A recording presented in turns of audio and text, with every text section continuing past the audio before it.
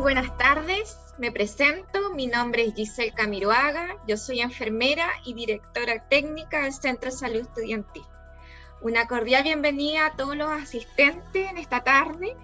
Y bueno, nosotros tenemos la Feria de Salud esta semana del 22 al 26 y un tema a tratar ahora es del área de enfermería, ¿ya?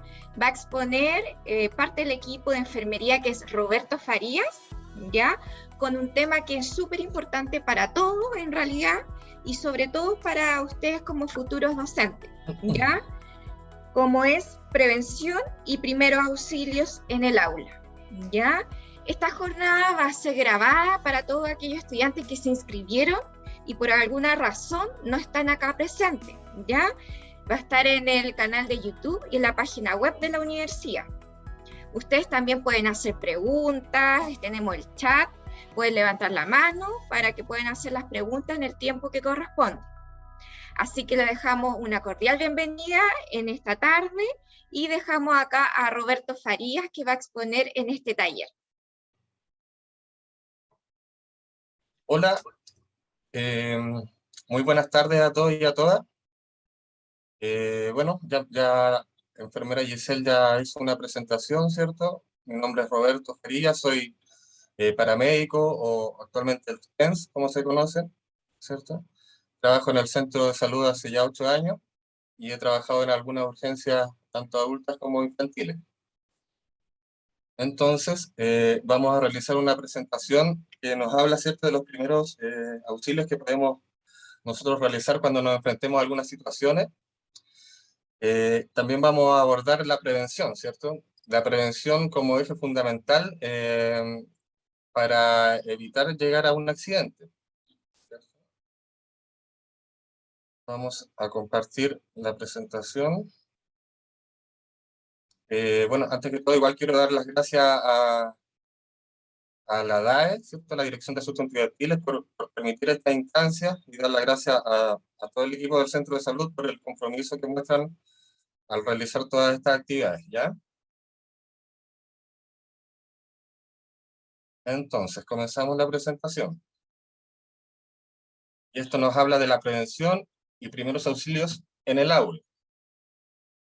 Primero señalar que los temas que vamos a tocar, no hubiera gustado tocar muchos más temas, ¿cierto? Pero por la modalidad online, elegimos algunos temitas, los vamos a ver de manera somera, ¿cierto? Nada muy profundo, nada muy pesado, porque la modalidad no nos permite de repente realizar otros temas que hubiéramos querido incorporar, ¿cierto? No sé, RCP básico, ¿cierto? La reanimación cardiopulmonar, o maniobra de Heimlich, o realizar alguna inmovilización, ya que esto requiere realizar pasos prácticos, o sea, el hacer para que quede registrado en ustedes. Entonces, lo que deseo yo y lo que desea el Centro de Salud y el área de enfermería es poder brindar estos talleres, ¿cierto?, en un futuro cuando ya nos podamos encontrar en la universidad.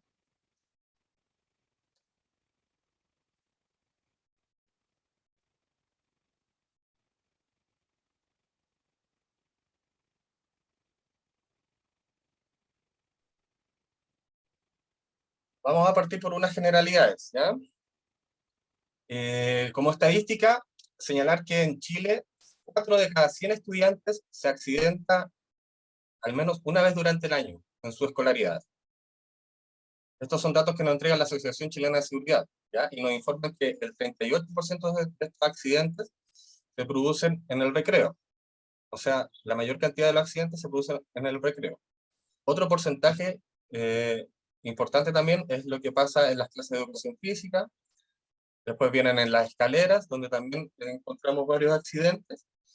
Y también fuera del establecimiento, o sea, lo que rodea un colegio, una escuela.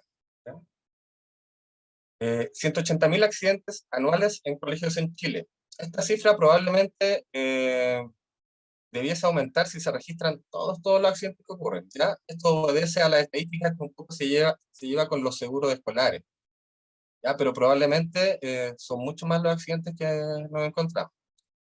De estos 180.000 accidentes registrados, solo 72.000 son en la región metropolitana, o sea, un número importante, ¿verdad? Si nos referimos a las edades en que se producen estos accidentes, encontramos que un 40% de estos accidentes ocurre a niños de entre 10 y 14 años. O sea, estamos hablando de niños que están cursando entre quinto básico y primero medio.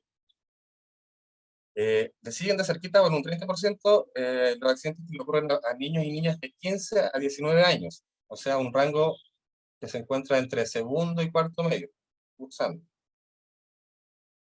Otro porcentaje menor es en niños más pequeños, ¿cierto? De 5 a 9 años, un 25%. O sea, chicos y chicas que están en primero a cuarto básico. Y un porcentaje menor en otras edades.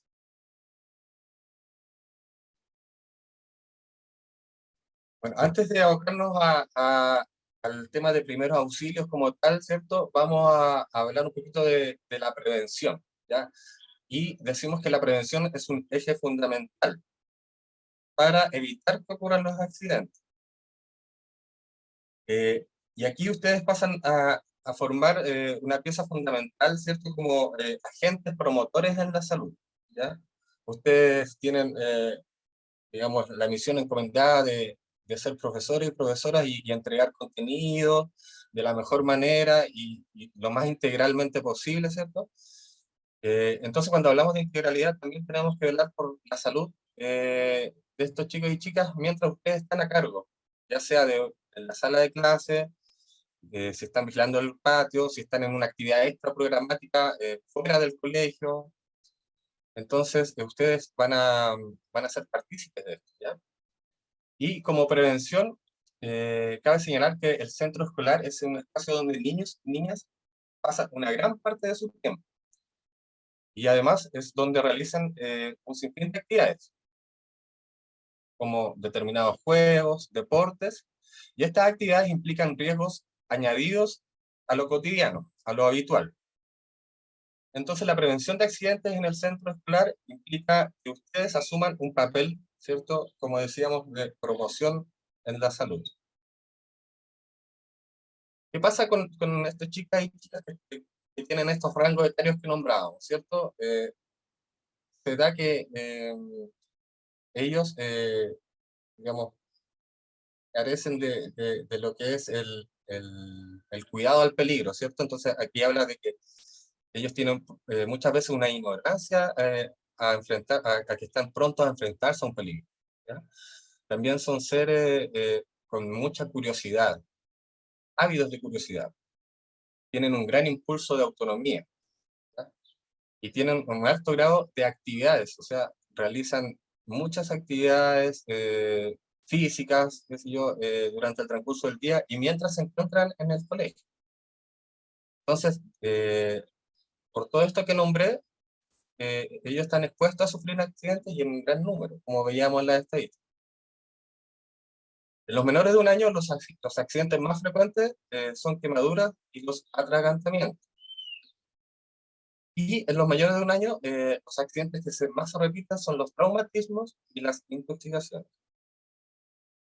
También como estadística, vamos a señalar que los accidentes ocurren 2,5 veces más en niños que en niñas.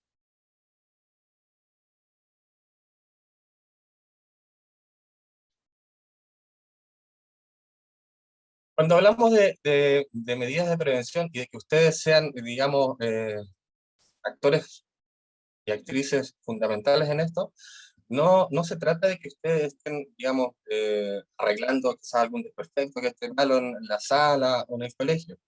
Pero sí, si ustedes detectan esto, su misión sería, digamos, dar a conocer estos posibles peligros, ¿cierto?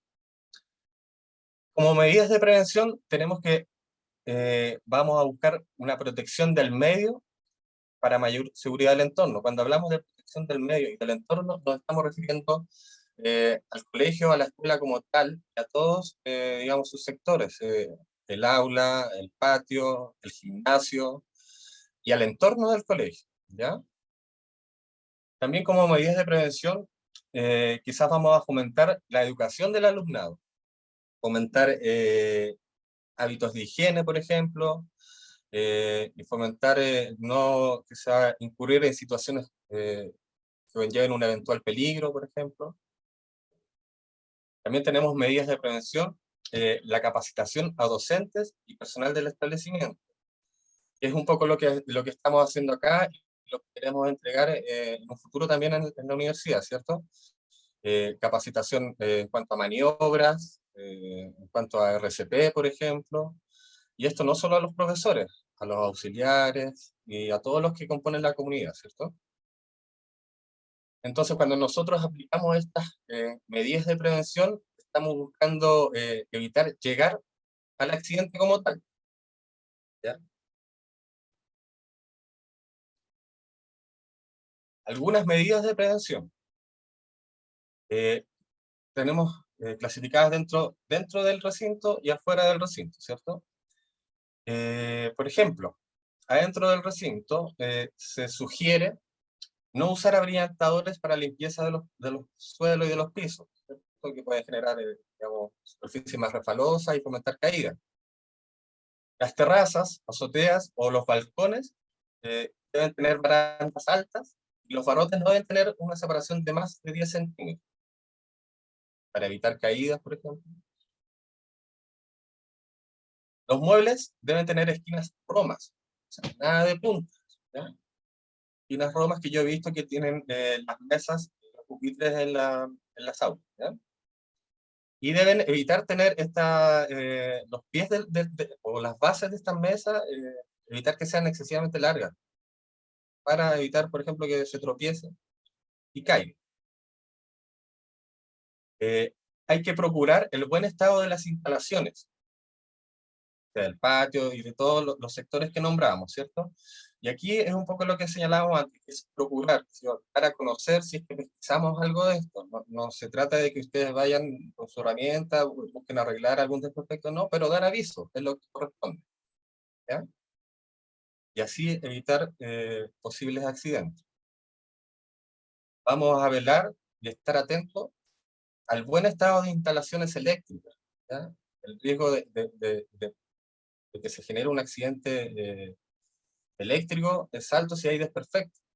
Entonces, si ustedes buscan y velan por un buen estado de estos, vamos a disminuir los riesgos, ¿cierto? Y no solo hay instalaciones eléctricas, también hay instalaciones de gas, a veces en el colegio. Entonces, también hay que estar atento a cómo está el estado de esto, ¿ya? ¿Qué pasa fuera del recinto? ¿Ya? Ya hemos visto, ¿cierto? Ya se ha instaurado que afuera del recinto, ¿cierto? Frente a la salida del recinto escolar, y en el borde de la acera debe haber una valla que impida que los niños y niñas invadan la calzada al salir, y evitar, ¿cierto?, que sufran algún accidente. Esto no es competencia netamente del colegio, esto es una competencia que tiene la municipalidad, pero que se gestiona, ¿cierto?, y se puede gestionar desde el colegio y desde una sugerencia de ustedes, por ejemplo, ¿ya? Si es que no están estas medidas instauradas ya. ¿Qué podemos hacer también como medidas preventivas fuera de los recintos? Podemos comprobar que los accesos externos al colegio estén seguros y tengan las señaléticas de tráfico o señalizaciones oportunas. Por ejemplo, que afuera del colegio estén semáforos funcionando en buen estado, que estén los pasos de cebras bien señalizados, eh, etcétera, ¿ya? Señales informativas, que hay ahí un colegio, que hay tránsito de alumnos y alumnas, qué sé yo. Todas estas medidas nos van a ayudar a que nosotros, digamos, eh, evitemos o generemos prevención en un eventual accidente.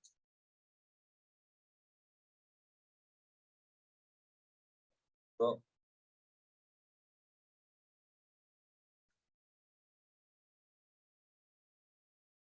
Entonces, ya hablamos un poquito, ¿cierto?, de la prevención.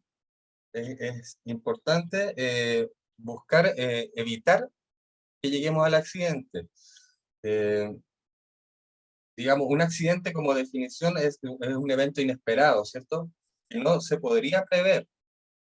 Por lo tanto, podemos pensar que cuando ocurre un accidente en el aula, se forma una línea muy delgada entre si se pudo prever o no. Por lo tanto, hay una línea delgada en si es accidente o si es negligencia, por ejemplo. Ahí es la importancia en poner énfasis en las medidas preventivas que nombramos. Estas son algunas. Si buscamos en literatura y algunos, digamos, trabajos, podemos encontrar una serie más de medidas. Yo solo coloqué algunas a modo de ejemplo, ¿ya? Vamos a entrar netamente en los primeros auxilios, ¿cierto? Nos tomamos unos minutos para hablar de la prevención y ahora vamos a entrar en el tema de los primeros auxilios. Entonces, ¿qué es lo que va a buscar? Es que nosotros brindemos un primer auxilio. O sea, ¿cuál es el objetivo de brindar un primer auxilio? En determinadas circunstancias que las vamos a pasar a revisar a posterior. Lo que buscamos principalmente es la conservación de la vida de la persona accidentada. Como objetivo también buscamos evitar complicaciones físicas y o psicológicas. Y es importante también señalar esto de las complicaciones psicológicas. Muchas veces nos abocamos en el primer auxilio netamente en lo físico, ¿cierto? En la herida, en el golpe, qué sé yo. Pero también está pasando algo a nivel psicológico de esa persona afectada. Entonces nosotros también, al brindar los primeros auxilios, atendemos esto, ¿cierto? Lo que está pasando a nivel psicológico. Básicamente es brindar seguridad.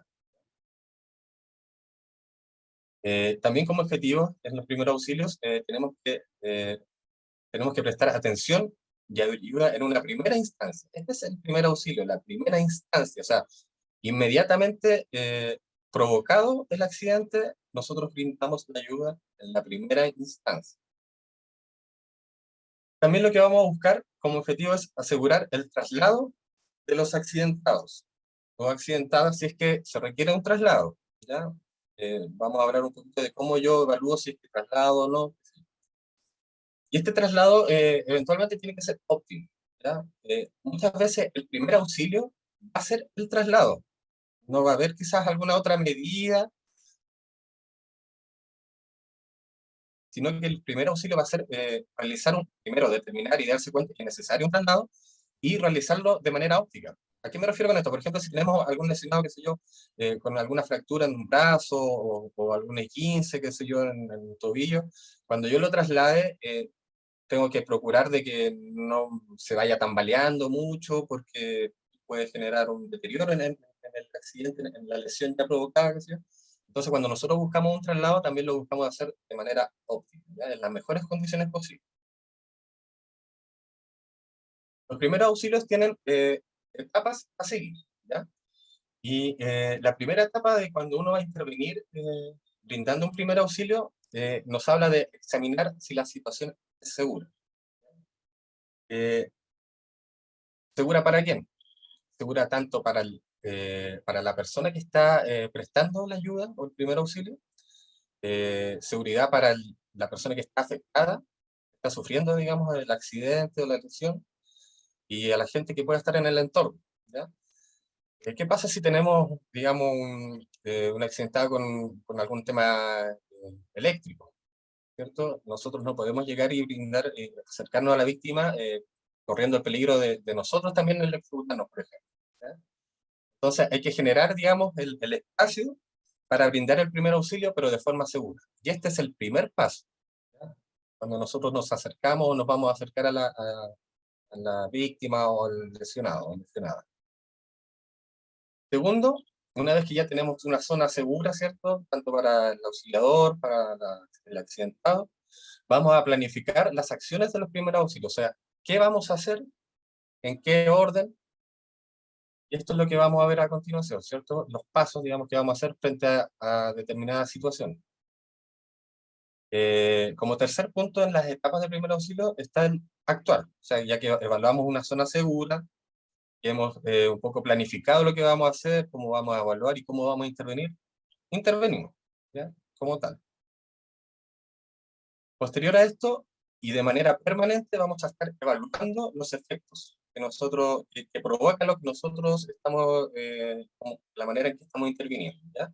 Entonces, constantemente, una vez que ya brindamos el primer auxilio, digamos, ahí no termina la acción. Vamos a estar constantemente evaluando hasta que llegue o personal especializado que va a tomar la situación, hasta que realicemos el traslado y entreguemos ya a un centro de salud a la persona accidentada. Constantemente vamos a estar evaluando, ¿ya? La acción que estamos realizando. Esta, puse aquí en rojo, ¿cierto? Para que se marque, se destaque que es bien importante la seguridad en la acción.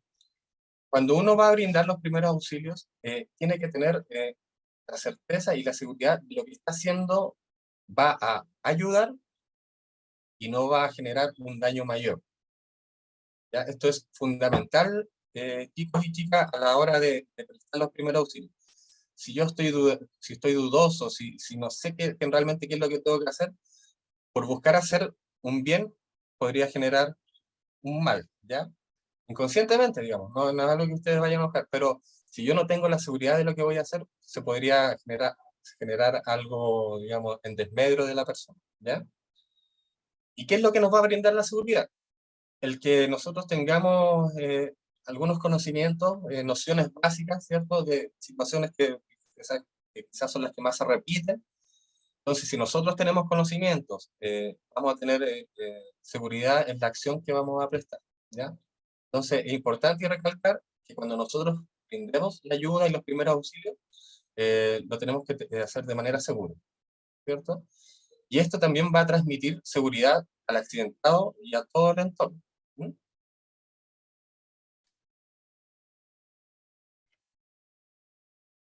Nos hubiera gustado, nos hubiera encantado entregarles hartos contenidos, digamos, que son importantes y que se dan, son situaciones que ustedes se pueden encontrar, ya sea en el aula, en el colegio, en algún paseo, qué sé yo.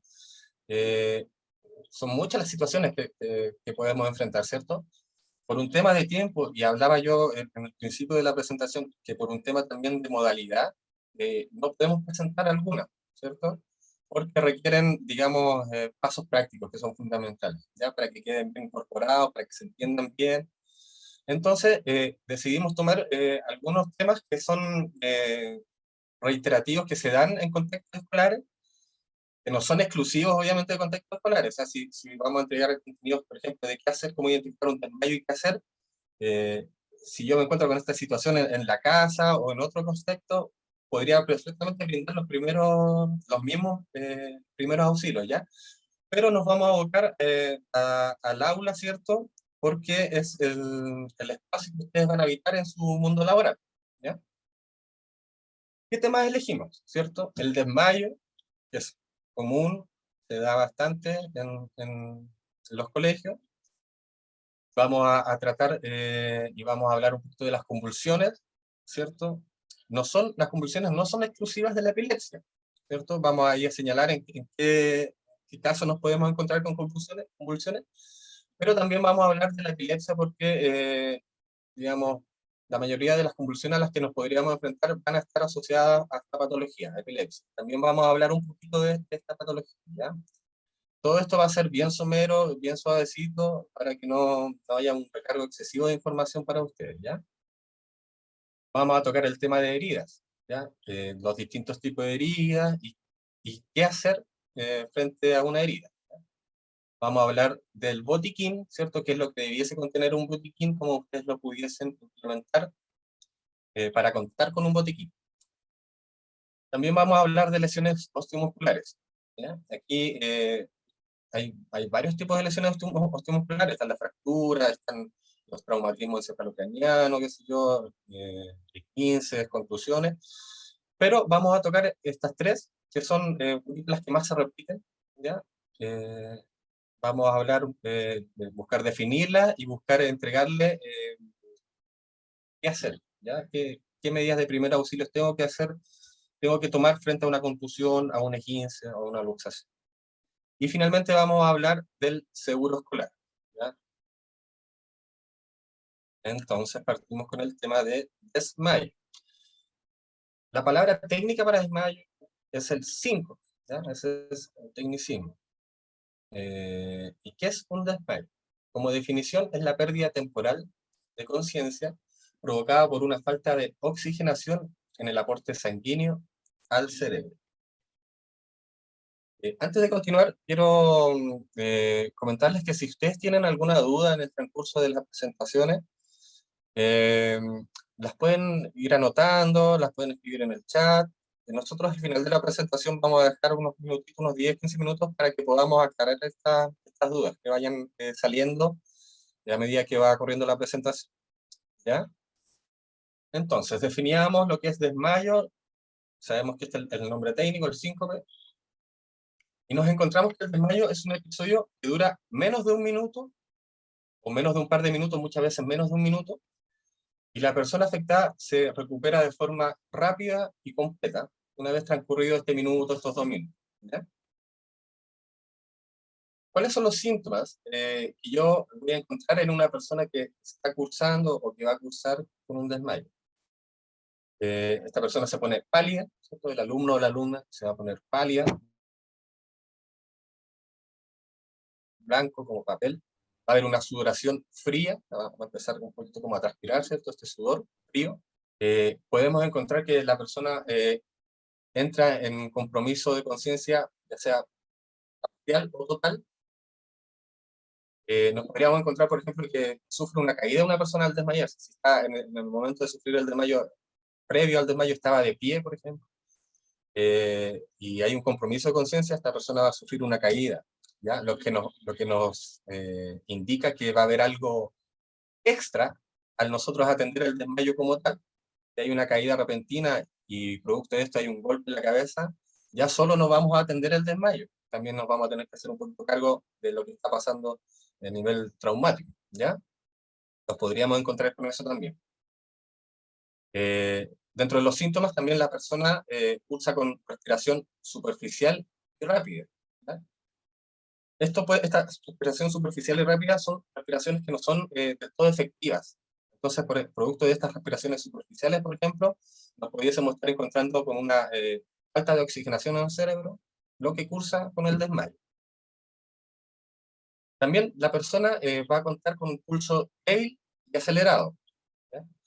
En futuras, ojalá, presentaciones y entrega de estos talleres y de estos contenidos para ustedes, por ejemplo, podríamos buscar, digamos, que ustedes aprendan a identificar dónde se buscan los pulsos, cómo yo sé que un pulso es débil, a qué se refiere con que es acelerado, ¿cierto? Entonces, todas estas cositas son interesantes de verlas en los pasos prácticos. Pero se los señalo aquí porque son parte de los síntomas que va a cursar una persona con desmayo. Entonces, están aquí dentro de la lista, ¿cierto? Pero en un futuro podríamos ver cómo se toma el pulso, qué sé yo, en qué zona se toma el pulso. Entonces, cuando yo ya conozco un poquito qué es un desmayo, digamos, el tema del desmayo, cuáles son los síntomas, cómo identificar un desmayo, me aboco a qué hacer. ¿Qué hacer cuando ya estoy frente a alguien que está cursando con un desmayo? A un alumno o a una alumna, por ejemplo, en un aula, en una sala de clase. Lo que voy a buscar yo es colocar a la persona en decúbito dorsal. Esto es la persona boca arriba, ¿ya? Este es decúbito dorsal, es cuando la persona está boca arriba. Y vamos a buscar acomodar la cabeza, y quede en una posición anatómica, ¿cierto? Si es necesario, vamos a buscar inclinar levemente la cabeza, para evitar que, no sé, pues la saliva, qué sé yo, se pueda ir hacia adentro. Acto seguido vamos a buscar aflojarle la ropa para facilitar la respiración, ya sea la camisa, qué sé yo, o cinturón del pantalón, ropa que esté muy ajustada y que esté impidiendo una correcta respiración, nosotros vamos a aflojar, ¿cierto? Vamos a soltar. Vamos a elevar las extremidades inferiores en 45 grados. ¿Ya? Más adelante hay una imagen, a lo mejor que nos va a quedar más claro. Esto va a favorecer a que se genere un retorno sanguíneo a la parte superior del cuerpo, ¿cierto? Principalmente a la cabeza y cerebro, y va a buscar entregar un aporte más óptimo de oxigenación, ¿ya? Buscar elevar las extremidades inferiores lo puede hacer alguien que esté, digamos, manualmente elevando las piernas, lo podemos hacer con cojines, con mochilas, con una silla. Nosotros cuando brindamos primeros auxilios tenemos que echar mano y recurrir a cosas que tenemos a nuestro alcance. Hay que buscar, digamos, un poquito con ayuda de la creatividad, por ejemplo, generar estos 45 grados. Yo les señalaba que lo podemos hacer, o sea, con cojines, con una silla, o una persona que esté elevando las piernas. Lo importante es que busquemos elevar las extremidades. Nunca, nunca voy a dar de comer o de beber a una persona que está cursando con un desmayo hasta que esté plenamente consciente. Si yo doy algo por boca a alguien que está con algún compromiso de conciencia, que está poco conectado, qué sé yo, puedo generar algo absolutamente negativo. El control, el paso, digamos, de aire o de alimentos que hay aquí, digamos, en la zona del cuello, está dado por una compuerta que es la glotis, ¿cierto? Entonces, si yo no estoy plenamente consciente, este mecanismo puede estar alterado. Entonces, si yo doy algo de beber o algo de comer, puede que no se vaya por el conducto de alimentación, se vaya por el conducto de respiración. Entonces, es fundamental que no se dé de comer ni de beber a alguien hasta que esté plenamente recuperada su conciencia. La normalidad que cursa un desmayo es recuperarse en los pocos minutos, ¿cierto? Al minuto, antes de los 2 minutos, y no va a revertir mayor gravedad. ¿Ya? Pero, ¿qué pasa si no se recupera en los pocos minutos? Podría ser indicador de que es algo más simple que un desmayo, ¿cierto? ¿O qué pasa si la persona se desmaya en reiteradas oportunidades? También nos indica que quizás hay algo más, ¿ya? Y esto sería motivo de un traslado a una urgencia. No siempre es necesario trasladar. Digamos, el curso normal de un desmayo va a ser 1 o 2 minutos, la persona se va a recuperar, se va a incorporar de buena forma, pasó. Las causas que provocaron el desmayo ya obedecen a otro, digamos, análisis, a otro estudio.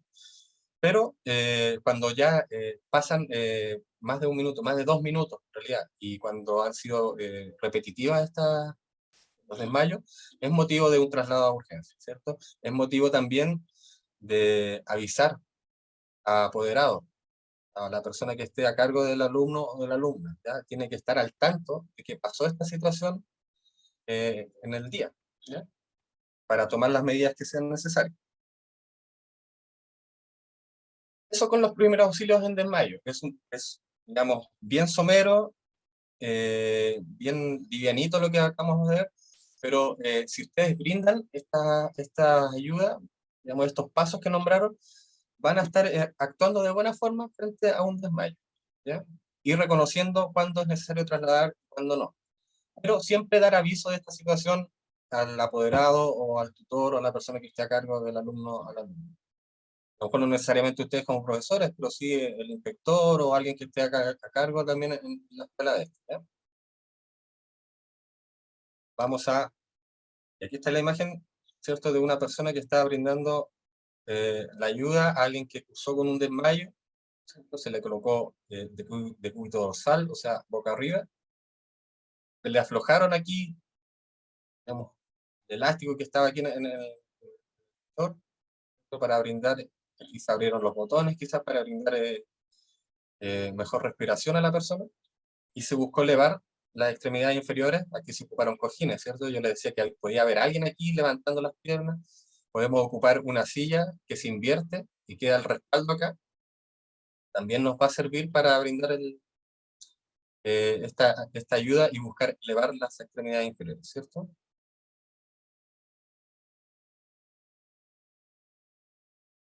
Eso es con desmayo. Es algo, digamos, que no trae mayor complicaciones, pero es algo bien común y bien frecuente, ¿ya?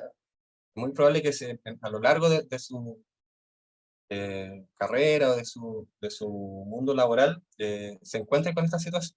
¿Ya? Ya saben qué hacer. Vamos a hablar ahora de las convulsiones, ¿ya? ¿Qué es una convulsión? primero que todo. Una convulsión es una alteración eléctrica repentina y no controlada en el cerebro. Puede provocar cambios en el comportamiento, en los movimientos, en las sensaciones y en los niveles de conciencia. Las manifestaciones de las convulsiones son variables. Principalmente son movimientos involuntarios y se genera un compromiso de conciencia. La convulsión tipo o típica es autolimitada. También se detiene, qué sé yo, al minuto o a los 2 minutos como promedio. Si hay una convulsión que se arranca de estos tiempos, ya nos hablaría quizás de algo más complicado, ¿cierto? Y tenemos que tomar otras medidas a lo mejor. Pero una convulsión tipo o típica dura esto, 1 a 2 minutos en promedio. Luego de la convulsión, viene un periodo de somnolencia o de muchísimo cansancio en la persona que ha sufrido la convulsión. Hay pérdida de fuerza en las extremidades y hay alteración en los sentidos y hay un estado de confusión. ¿Qué es lo que pasa cuando se genera una convulsión? Hay una actividad eléctrica en el cerebro desmedida, desproporcionada, alocada, que genera que muchos neurotransmisores o hormonas, qué sé yo, se descontrolen también a nivel fisiológico. Una persona que está convulsionando muchas veces puede generar una cantidad de fuerza que no es lo común en ella. Puede haber una descarga de adrenalina que genera fuerza, digamos, elevada, ¿cierto? Unas contracciones fuertísimas. Por lo tanto, cuando la persona ya ha cedido la convulsión, se ve enfrentada a un cansancio, digamos, grandísimo, ¿ya? Entonces también aquí hay algo que hacer, algo que nosotros tenemos que hacer en el post de la convulsión, ¿cierto? Tenemos que brindar, digamos, el espacio para que se recupere de manera correcta, qué sé yo. Es algo típico en las convulsiones. Las convulsiones no son necesariamente y exclusivas de la epilepsia, ¿ya? Hay una serie de condiciones que nos pueden generar la convulsión. Por ejemplo, la fiebre, ¿cierto? Fiebres elevadas generan convulsiones, sobre todo en niños, en lactantes, por ejemplo.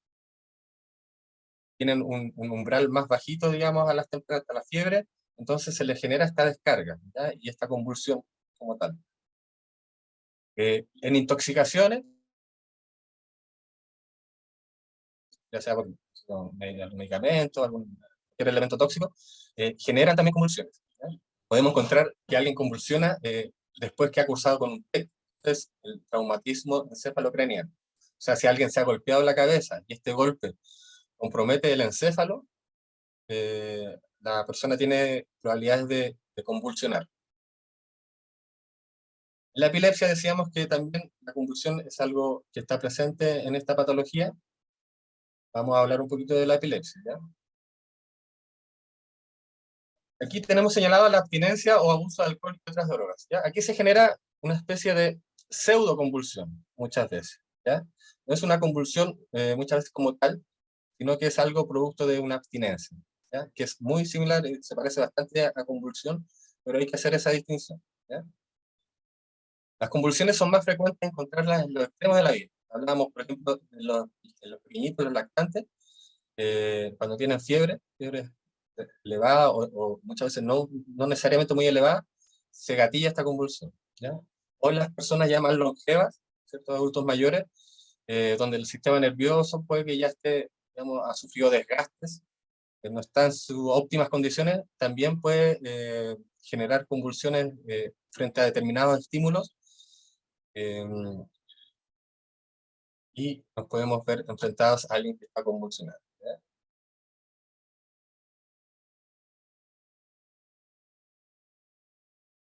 Vamos a hablar un poquito de la epilepsia, que es una patología que trae consigo convulsiones, pero no siempre, hay muchísimos tipos de epilepsia, ¿ya?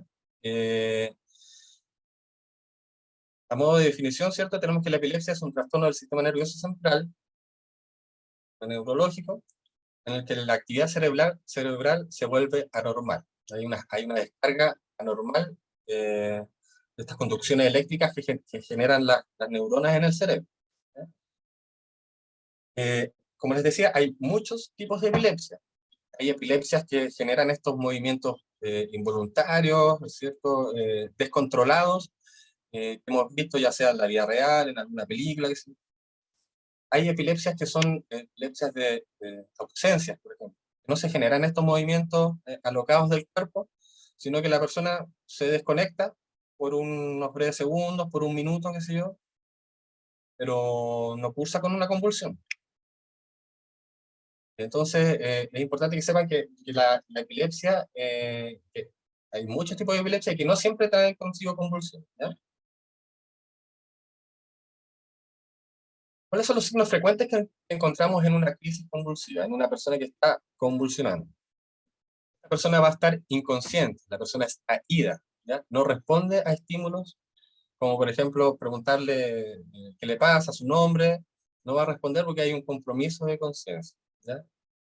La mirada de esta persona va a estar perdida. En algunos tipos de epilepsias, como hablábamos, nos vamos a encontrar con movimientos musculares rígidos, estas sacudidas, estos movimientos involuntarios, ¿ya? Va a haber dilatación de las pupilas, o sea, la parte central del ojito, ¿cierto? La parte más oscura, negra, se va a dilatar, o sea, se va a agrandar, ¿ya? No, si nosotros pesquisamos eso en alguien, que no tenemos claro qué es lo que se está pasando, y vemos esto, por ejemplo, en su ojo, en su mirada, podríamos pensar que está cursando, ¿cierto?, con una convulsión. Hay relajación de esfínteres, o sea, no hay control ni de la micción, la persona se puede orinar, y también control de la defecación, no se puede hacer. Es algo absolutamente involuntario.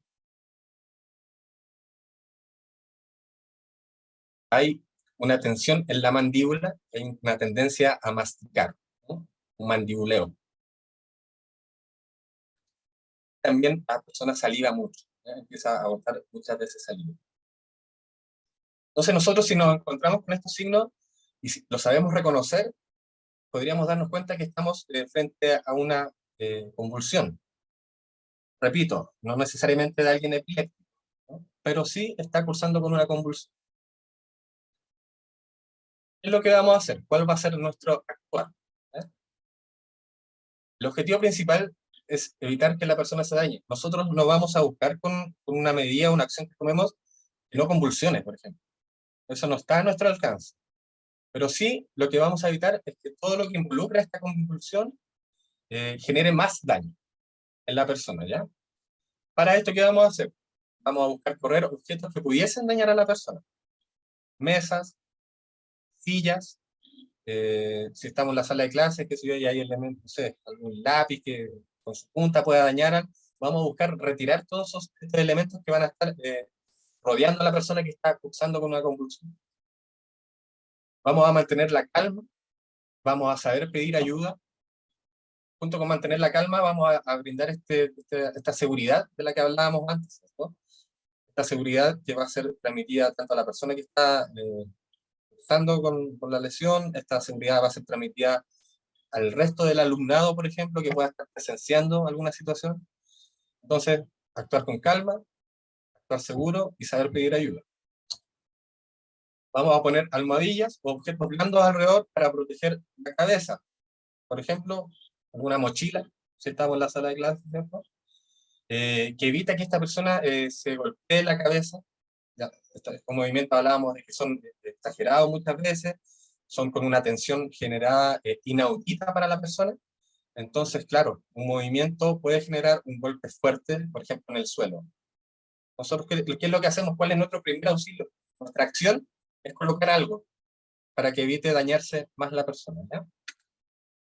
No vamos a interferir en esos movimientos, porque no vamos a sacar nada en realidad. Estos movimientos son tan, muchas veces, digamos, intensos, que aunque nosotros buscáramos detenerlo, no lo vamos a lograr. Y tampoco es parte de lo que nosotros vamos a buscar hacer, ¿ya? Sí podemos buscar, digamos, contener suavemente, que si la persona produce estos movimientos involuntarios, si está en el suelo, se empieza a desplazar hacia otro sector de la sala o del patio, por ejemplo. Nosotros, podemos buscar contener este desplazamiento no sea lo menos posible, pero no interferir, no buscar que la persona no se mueva, porque eh, probablemente va a ser inútil, ¿ya?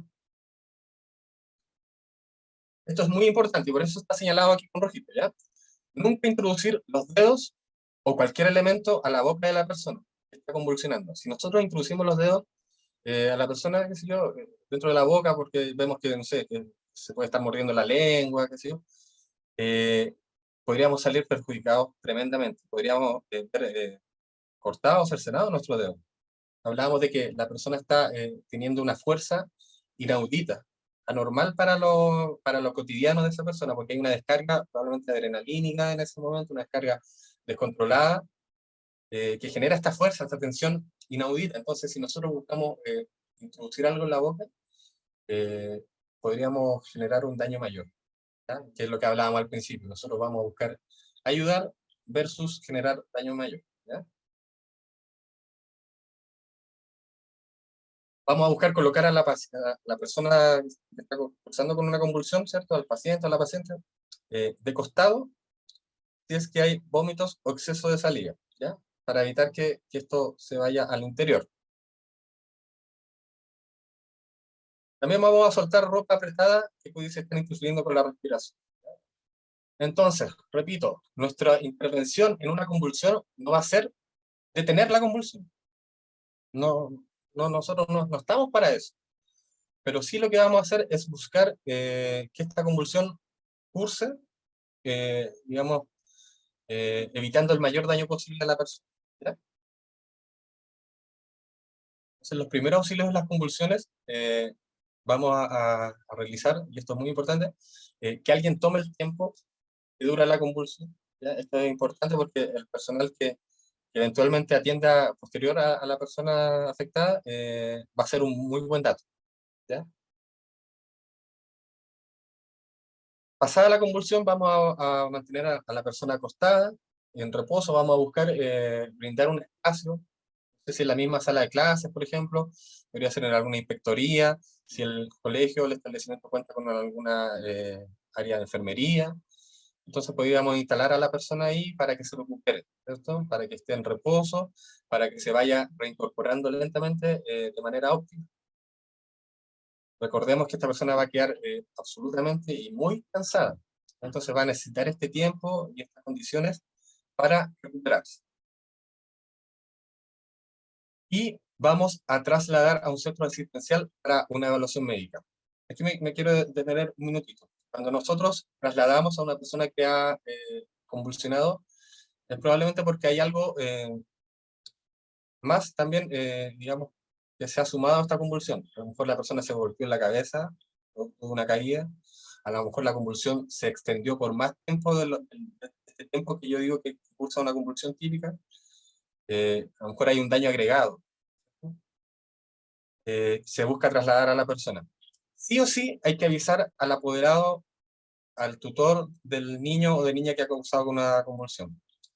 Muchas veces este apoderado indica que no es necesario trasladar porque ha cursado con la convulsión, digamos, tipo o típica, y en otras ocasiones dice sí, es necesario trasladar porque ya van muchas veces en la semana, en el día, qué sé yo, entonces hay que ver qué es lo que está pasando ahí. A lo mejor esta persona que ha convulsionado, que es epiléptica quizás, está en un tratamiento, pero está realizando convulsiones a repetición. Entonces, si bien no siempre se traslada a un centro asistencial porque se sabe que la persona va a cursar con convulsiones, a veces quizás es necesario estudiar, pues, qué está generando, si esta persona está en tratamiento, pero aún así está teniendo convulsiones, a lo mejor hay que generar algún ajuste de medicamentos, qué sé yo. Entonces, pensando en todo esto, es fundamental avisar a los apoderados, al tutor, la persona que está encargada de la persona que ha convulsionado, para que éste tome esas medidas, ¿ya? Entonces, ese es el tema con las convulsiones, ¿cierto? Hablamos de que no son, digamos, estrictamente convulsiones, digamos, de una epilepsia.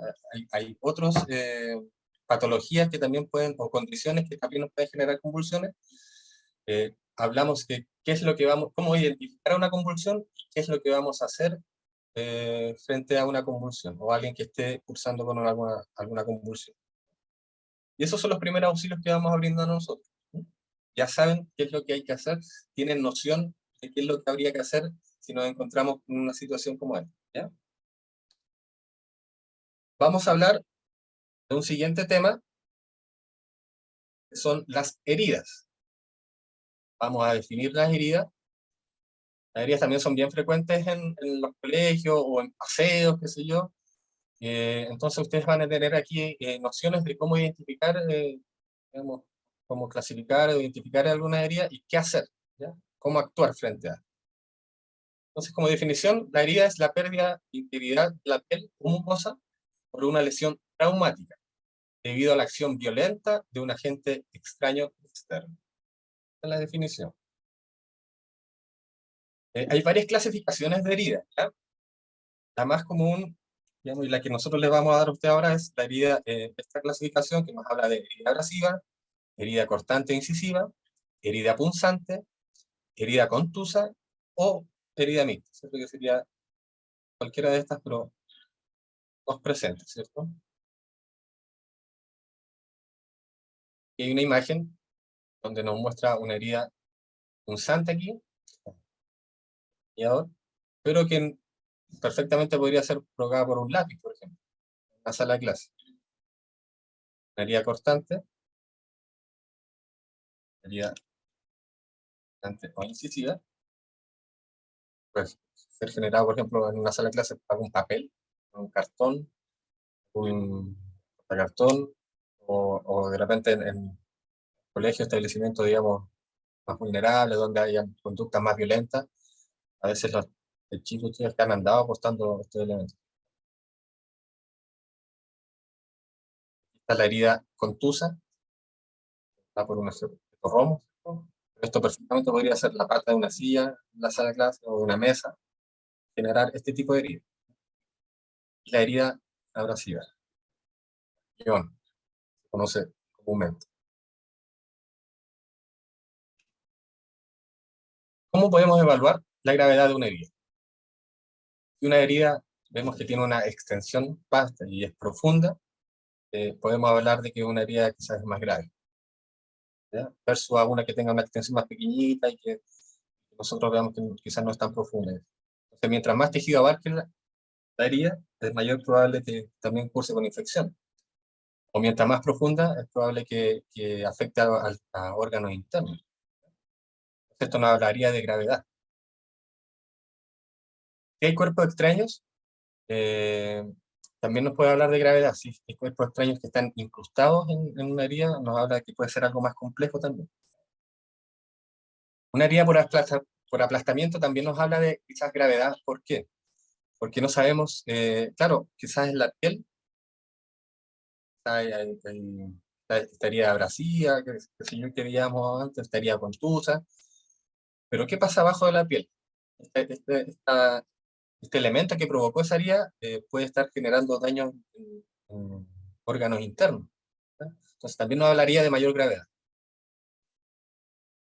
Entonces la gravedad nos la va a dar la extensión y profundidad, la presencia de cuerpos extraños, una lesión por aplastamiento, podemos sospechar que hay órganos involucrados, una herida infectada, si llega un niño o niña, tío, me duele aquí, tengo esta herida, y nosotros vemos que es una herida que está rojísima, que está curando, que está de mal olor, podemos hablar de una herida infectada, algo que puede generar gravedad.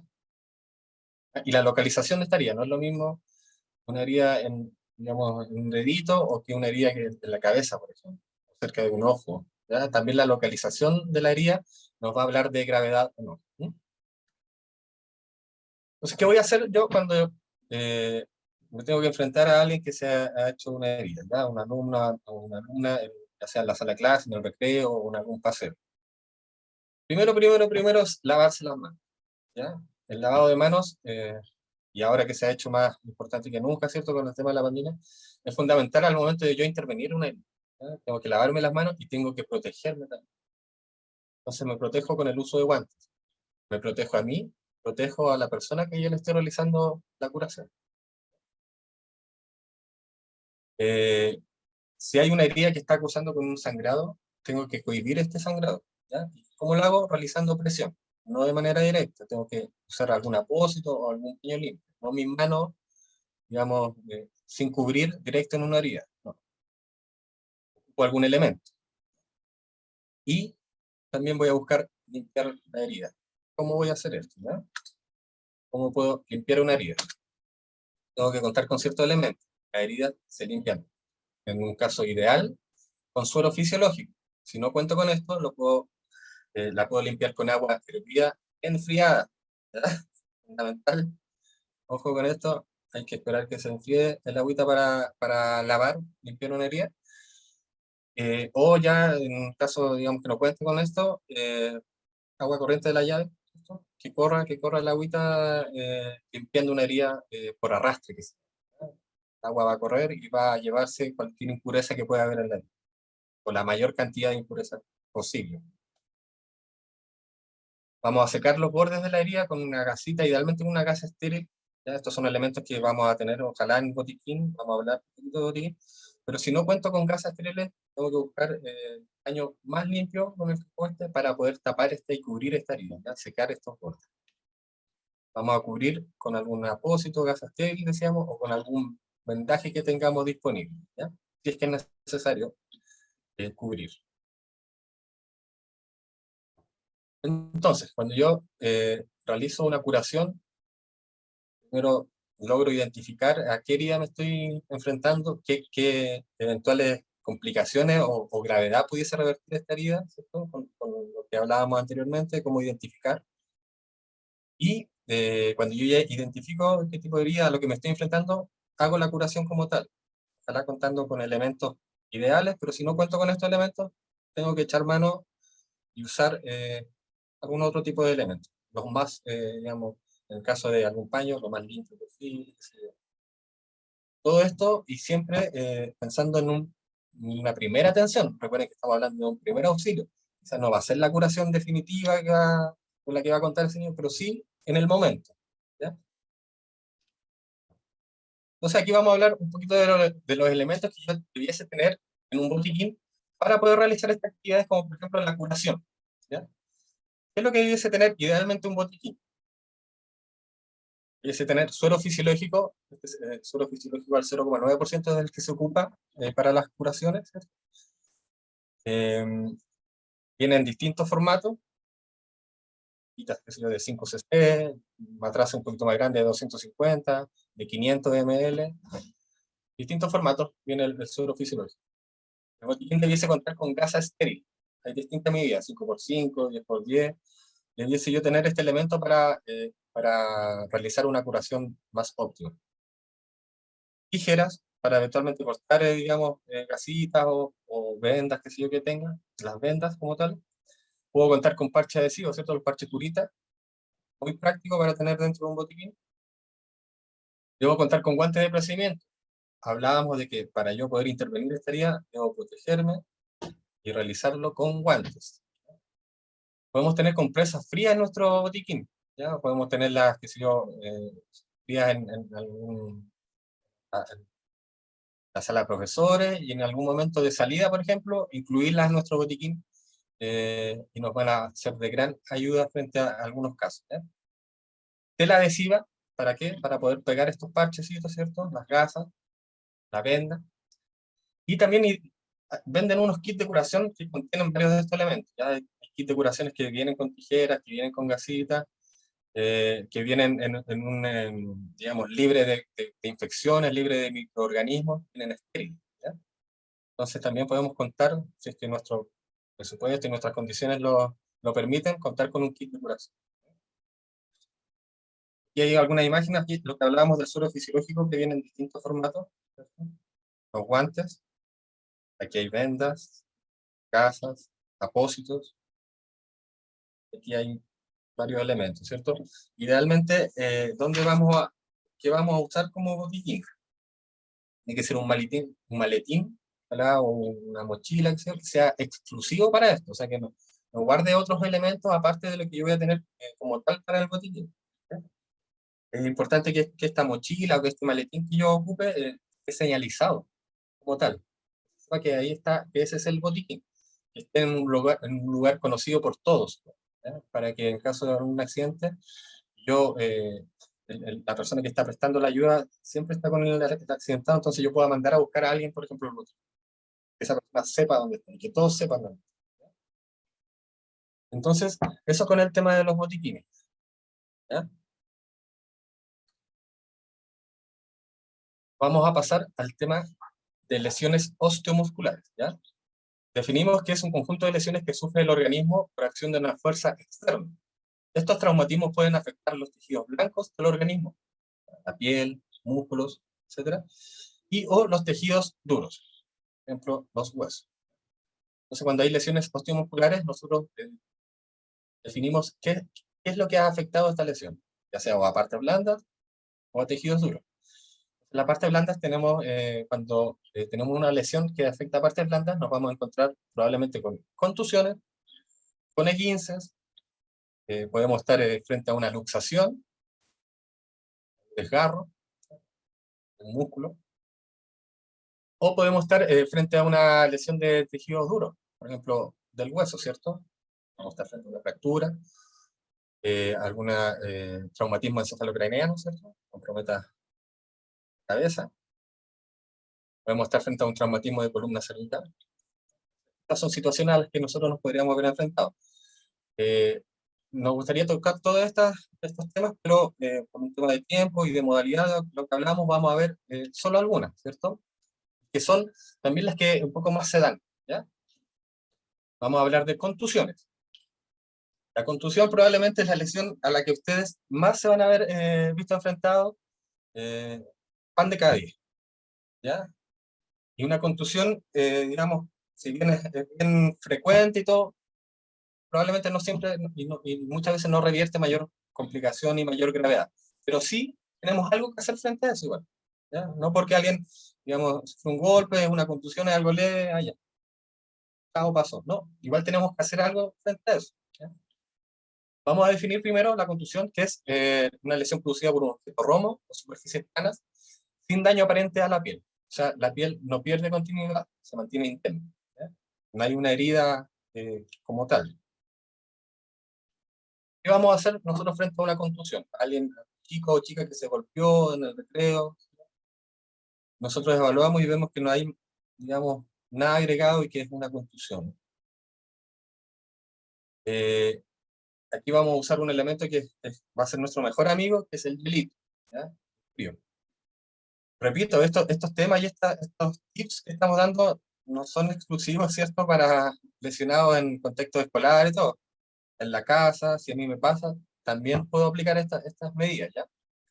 El hielo es un muy buen amigo y un muy buen aliado para este tipo de lesiones, la contusión, pero hay que saber usarlo, ¿ya? Hay que usarlo de buena manera. Por ejemplo, el hielo nunca, cuando voy a aplicar hielo en una zona de contusión, por ejemplo, aquí en la imagen está la zona del codo, ¿cierto? Inmediatamente abajo del codo, eh, muestra una zona contusa, yo no voy a aplicar el hielo directamente a esa zona, porque el hielo directo quema. Entonces, si cuento con estos packs, cold pack, hot pack de gel, estos vienen con un plástico, yo lo puedo envolver en una toallita, en una bolsa plástica más, y lo aplico. No cuento con estos cold pack, el hielito de la cubeta, lo puedo echar en una bolsa plástica, o en dos bolsas plásticas, y aplicarlo en la zona de conducción. Aquí también lo está haciendo con vamos, con un paño, ¿cierto? Con un pañuelo también podría usarlo y esto evita que el hielo esté en contacto directo con la zona lesionada, ¿ya? El hielo se va a usar entre 10 a 15 minutos de manera fija en la zona afectada. ¿Qué vamos a buscar provocar con esto?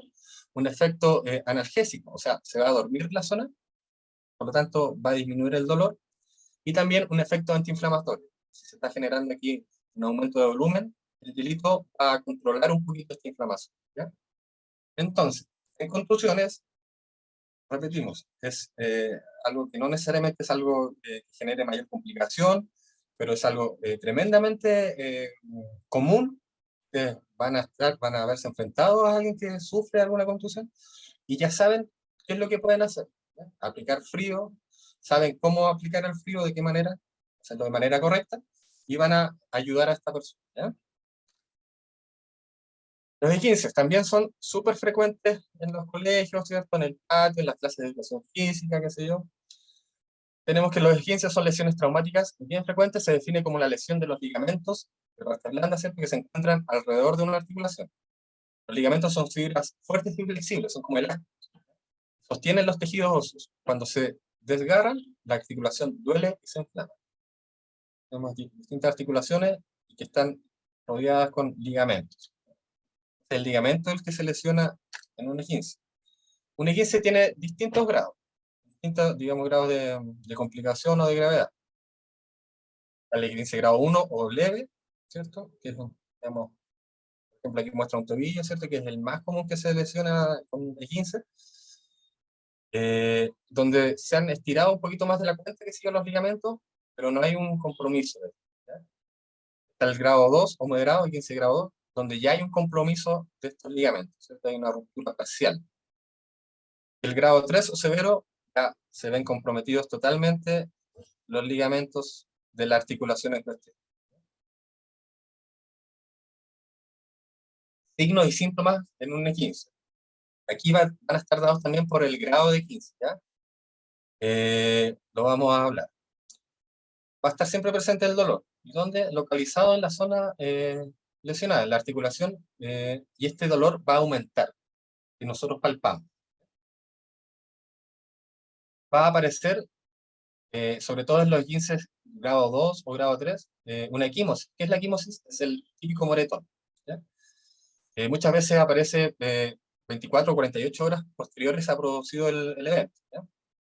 Pero si aparece inmediatamente, también nos hablaría de quizás un E15 más complicado, ¿ya? Este concepto de impotencia funcional, ¿cierto? Que nos habla de que la persona no va a poder usar el segmento lesionado. Lo encontramos en E15 grado 2 o grado 3, ¿ya? El grado 1 probablemente solo va a acusar con dolor. No quiere decir que no hay que atenderlo, porque la persona está con dolor, o sea, igual hay algo que hacer, ¿ya? Pero no habla de la gravedad. También va a haber aumento de volumen, ¿cierto? Una inflamación. También nos va a dar alguna noción de la gravedad, o sea, si hay un leve aumento de volumen y dolor, podemos estar quizás frente a un 15 grado 1. Pero si hay mucho dolor, hay un aumento de volumen notorio, ¿ya? También hay impotencia funcional, o sea, la persona no puede apoyar el pie, no puede moverlo, a lo mejor ya no estamos enfrentando a un 15 grado 2 o grado 3, ¿ya? También hay que saber discriminar eso. Y hay algunas imágenes, ¿cierto? El mecanismo más típico de un 15 de tobillo, se dobla así el pie, aumento de volumen. ¿Cómo yo compruebo si es que no tengo certeza de que hay aumento de volumen? Comparo con el otro pie en este caso, ¿no? Y ahí me doy cuenta que evidentemente hay un aumento de volumen. Aquí está el moretón, qué sé yo, o sabemos que se llama equimosis. ¿Qué tengo que hacer frente a un E15? ¿Ya? Aquí hay una mnemotecnia que usamos, que es el PRICE o PRICE, ¿cierto? Que nos habla de donde la P es referente a protección. O sea, yo tengo que instalar a la persona lesionada en un lugar seguro. Si se lesionó mientras estaba jugando a la pelota, por ejemplo, yo no puedo brindar primeros auxilios ahí mismo, digamos, rodeado con chicos que siguen chuteando, qué sé yo, porque puedo generar, o se puede generar un aumento en la lesión. Tengo que detener la actividad, ¿ya? O sea, tengo que darle reposo a la persona lesionada y a la zona en cuestión. De ahí es de ICE, que es la aplicación de hielo, ¿cierto? Ya hablamos de cómo se aplica el hielo en la contusión, va lo mismo para el E15. La C es de compresión, o sea, podemos buscar vendar a la zona para evitar que se genere un excesivo aumento de volumen, para generar, digamos, alguna limitación de movimiento en la zona, entonces vendamos. Y busco elevar la extremidad para que se favorezca el retorno venoso, ¿cierto? El retorno sanguíneo, y no se hinche tanto, ¿eh? Entonces, si yo aplico el PRICE o PRICE frente a una 15, estoy brindando ya los primeros auxilios. Otra situación a la que ustedes se pueden enfrentar es a una luxación, ¿cierto? ¿Qué es una luxación? Es cuando un hueso se ha desplazado de su articulación, desgarrando los ligamentos y lo mantienen en su sitio. Las articulaciones más afectadas son el hombro, codo, la cadera, rodilla, tobillo, el dedo pulgar se luxa también, el dedo grande del pie o la mandíbula también se luxa, ¿ya? Entonces aquí hay una imagen que nos habla de que hay un hueso, ¿cierto?, que está recibiendo a otro hueso y este se sale de su posición, ¿ya? En el caso del hombro aquí está ilustrando. Como yo, digamos, me doy cuenta que estoy frente a una luxación. Va a haber un dolor muy, muy intenso en la zona lesionada, va a haber una deformidad. Y que si yo no tengo la claridad, aquí lo que hacíamos era comparar, ¿cierto?, con el otro lado. Entonces va a haber una deformidad porque hay una pérdida de relación. Y va a haber impotencia funcional, o sea, probablemente esta persona lesionada no va a poder usar este brazo mientras esté esta luxación ahí, ¿ya? ¿Qué voy a hacer yo cuando me vea enfrentado a esta lesión? Se busca inmovilizar a la persona en la misma línea de deformidad. O sea, yo no busco intentar volver el hueso a su posición, generar algún movimiento para que se acomode. No, esto no se hace, porque yo al buscar hacer eso puedo provocar una lesión mayor, puedo generar una fractura asociada a la luxación. Entonces, yo no busco inmovilizar ni volver el hueso a su posición, ¿ya?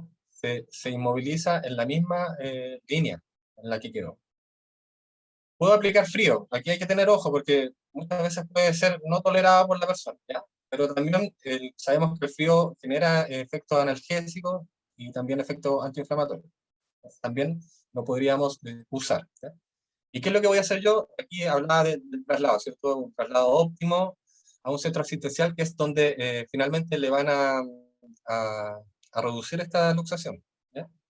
Van a volver el huesito a su posición, pero lo tiene que hacer personal idóneo, entrenado para él. Entonces aquí está lo que hablamos muchas veces, de que nuestro primer auxilio, quizás en algunas ocasiones va a ser dar un traslado seguro, ¿ya? Más que hacer 100 cosas interviniendo ahí a la persona, no. Con que realicemos un traslado, con que logremos identificar primero y logremos realizar un traslado óptimo, ya estamos nosotros actuando con primeros auxilios, ¿ya? Eso con los temas que más quisimos tocar, ¿cierto? Con los temas que más se pueden dar en el contexto de clase, en el contexto del aula, o en algún paseo, o alguna actividad extraprogramática, ¿ya? Vamos a hablar del seguro escolar. Bien rapidito, algo bien liviano, ¿ya? El seguro escolar contra accidentes permite a los y las estudiantes regulares de educación básica, media o superior, matriculados en un establecimiento educacional reconocido por el Estado, protegerse contra los accidentes sufridos durante la realización de los estudios. Esta es la definición.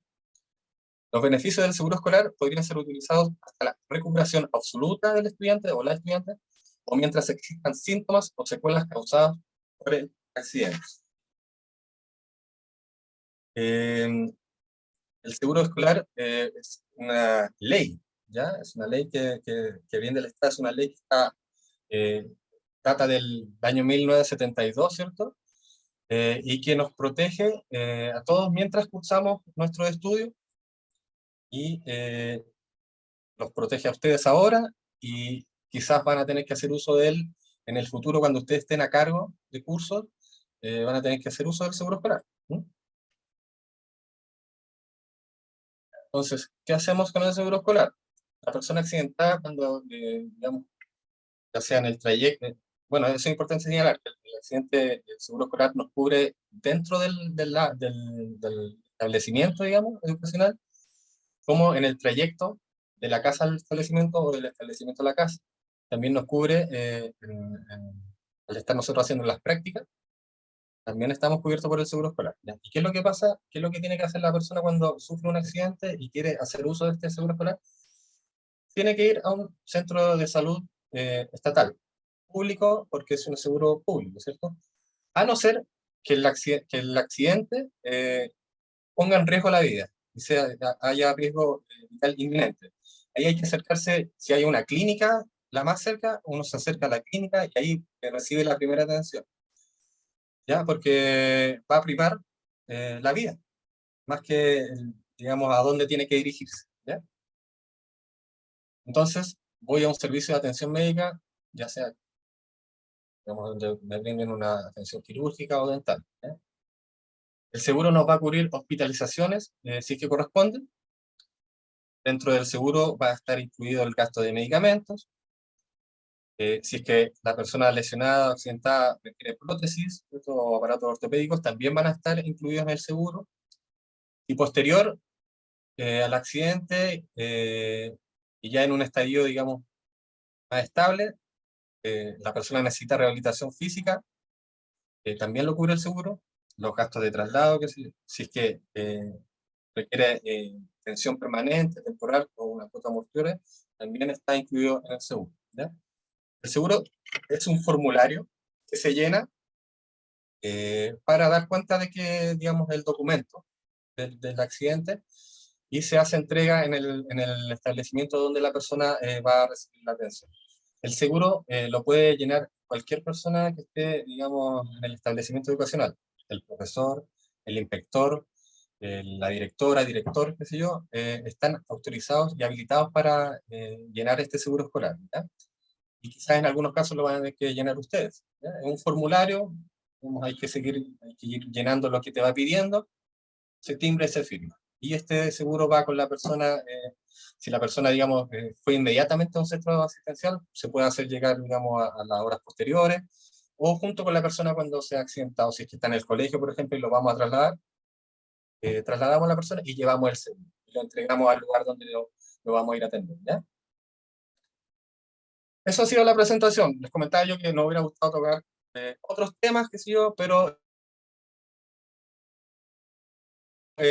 para tocar estos otros temas, que sé yo, como, no sé, pues, maniobra de Heimlich, RCP, o realizar inmovilizaciones, necesitamos contar con práctica para hacer esto. Entonces, les quiero comentar que yo soy un convencido, y sé que también el equipo de salud del centro médico somos convencidos de que entregarle estos conocimientos a ustedes, que son los, digamos, futuros profesores y profesoras, les va a dar un plus, ¿ya? Les va a dar un valor agregado. Entonces van a tener, digamos, mayores competencias a la hora de... Vamos a buscar fomentar estas instancias, ¿ya? En el futuro. Les agradezco su participación, su atención, y vamos a dejar un minutito para ver si tienen alguna una pregunta, ¿ya?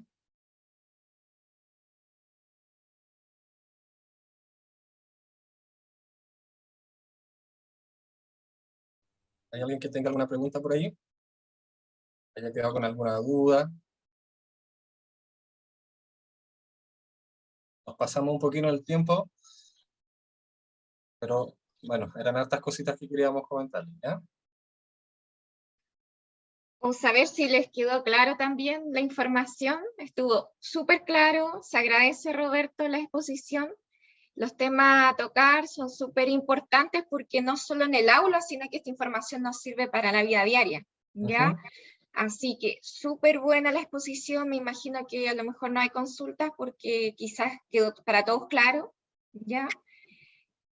Bueno, cualquier cosa acá pueden escribir en el chat. Ahí están escribiendo. Estuvo muy completa. Muchas gracias. Gracias, Carolina. Qué bueno, nos alegramos. Nos alegramos porque esta es la idea de esta feria de salud, ya que son temas importantes que cada área quiere tocar, porque van a servirle a ustedes como futuros profesores, ya, y también para la vida diaria, ya son temas súper importantes en cada área, y también los dejamos invitados durante esta semana. Mañana tenemos taller en el área de nutrición a las 11 de la mañana, y después de nuevo tenemos un taller a las 2 de la tarde con el área de salud mental, ¿ya? Y así todos los días. Después el día jueves tenemos un taller de fonoaudiología, un tema súper importante para ustedes también como futuros profesores, ¿ya? El tema vocal, la voz, ¿ya? Y después el día viernes terminamos con la jornada de actividad física y deporte en esta pandemia. Así que dejarlos también invitados. Cualquier consulta, duda, inquietud, tenemos los correos de atención, ¿ya? que es el correo de emergenciasalud@unce.cl, donde ustedes pueden hacer cualquier tipo de consulta. ¿Ya? Nosotros ahí lo derivamos al otro correo si corresponde y realizamos todas las derivaciones correspondientes en forma interna como externa también a otros departamentos cuando se necesita también. ¿Ya? Ahí alguien pregunta si va a estar disponible con las grabaciones. Sí, va a estar, se sube al canal de YouTube esta grabación y también en la misma página de la universidad. Si ustedes ingresan, sale Dirección de Asuntos Estudiantiles, Centro de Salud Estudiantil, pinchan y salen todas las acciones que hemos hecho durante todo este año, ya, y del año pasado incluso, ya afiche, las invitaciones, tips de meditar, hay un audio también para la meditación, hay harta información en el área de nutrición, y salen todos los talleres también que hemos realizado este año, ya, así que ustedes es súper fácil porque ustedes pinchan y se abre la ventana del taller realizado, así que este también se va a subir en el canal de YouTube y también en la página de la universidad. Ahí dice Aileen, muchas gracias. Y estamos súper contentos porque esta iniciativa es bonita, ¿ya? Todos crecemos, todos nos sirven, siempre vamos a sacar algo bueno, algo positivo, y de verdad que este taller es fundamental de primero auxilio, sirve bastante. Ya a veces uno dice, pucha, no me va a tocar, o quizá es difícil que toque porque quizá existe enfermería en el colegio, por ejemplo. Pero los primeros que están ahí son ustedes. Entonces son ustedes los que tienen que saber actuar bien, qué hacer, dónde acudir, hasta dónde llegar, y como decía Roberto, ingeniársela en el minuto también, porque no es que tengan una sala de enfermería dentro del salón de clase, dentro del aula, pero sí necesitan cosas básicas, por ejemplo, implementar como el botiquín, ¿ya? Y también ingeniárselas, como él decía, de, por ejemplo, levantar los pies, como lo hacemos. No sé, por ejemplo, yo imagino a veces que ustedes están todavía estudiando y quizá un compañero, compañera, pasó algo y saben más o menos de qué se trata. Poner todas las mochilas ahí arriba y hacer un cerro de mochila es súper útil, ¿ya? A veces pasan accidentes y uno va caminando en la calle y uno ahí tiene que pensar de cómo poder ayudar. Así que se agradece esta exposición de Roberto, parte del equipo de nosotros del área de enfermería, ya, que siempre ahí estamos en la salud.